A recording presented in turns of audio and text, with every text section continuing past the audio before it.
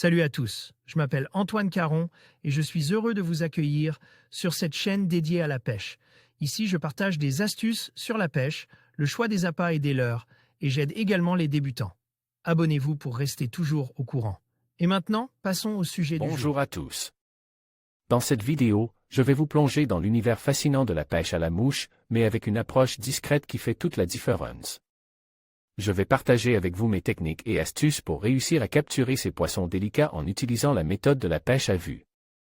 Vous découvrirez comment observer votre environnement, choisir les bonnes mouches et, surtout, comment rester invisible pour ne pas effrayer nos amis aquatiques. Préparez-vous à vivre une expérience unique au bord de l'eau. Comment trouver les carpes? On retrouve la carpe dans un grand nombre de biotopes différents, mais pour une recherche de cette espèce à la mouche, il faut trouver des endroits s'y prêtant. L'idéal est un endroit peu profond avec une eau claire où la pêche à vue y est possible.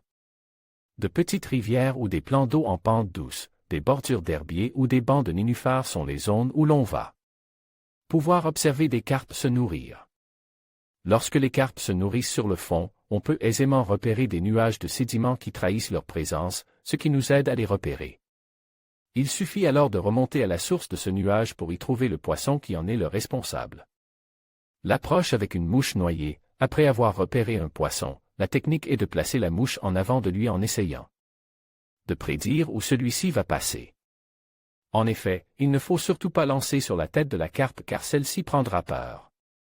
Il faut lancer en décalé, si possible, poser la mouche le plus délicatement possible sur l'eau et sans avoir la soie qui passe sur le poisson car juste l'ombre de la soie suffit à alerter la carpe du danger.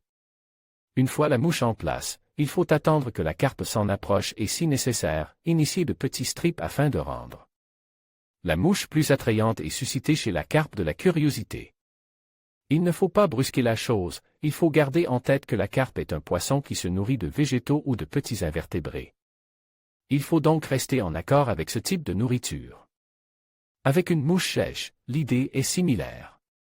Il faut faire tomber la mouche en avant de la carpe et celle-ci viendra chercher d'elle-même la mouche si elle lui convient. C'est une pêche au plus proche de la nature, en toute simplicité, où l'observation, la patience et la discrétion seront les plus grandes alliées du pêcheur. De plus, cette pêche est praticable tout au long de l'année, parfait pour se retrouver au bord de l'eau, notamment lorsque d'autres pêches ne sont pas ouvertes ou non productives. En conclusion, la technique du « carpe à la mouche » avec une approche discrète s'avère être une méthode fascinante et efficace pour pêcher. En combinant patience, observation et finesse, vous pouvez maximiser vos chances de succès tout en respectant l'environnement aquatique. N'oubliez pas que chaque sortie est une occasion d'apprendre et de perfectionner votre art. Alors, préparez votre matériel, choisissez votre spot et partez à la découverte de cette pêche unique. Bonne chance et à bientôt au bord de l'eau.